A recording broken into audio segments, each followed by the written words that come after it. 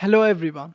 If you want to add bookmark in Google Docs, first step, in any place you want to add bookmark, one click, and on the top click on insert, and from this menu scroll down and click on bookmark. Now as you see a bookmark icon at that place. You can copy the link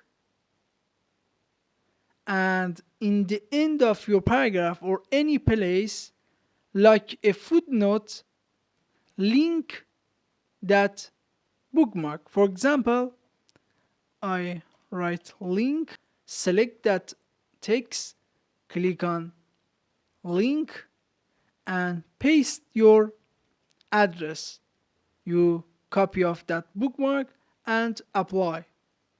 Now we have a bookmark section in end of our document, and one click on it, again one click on bookmark. As you see, we can access that place.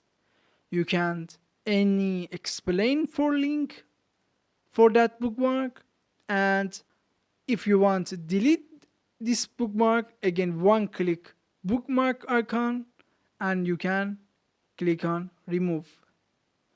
I hope this video was useful for you. Please subscribe to our channel for more video. Thanks for watching.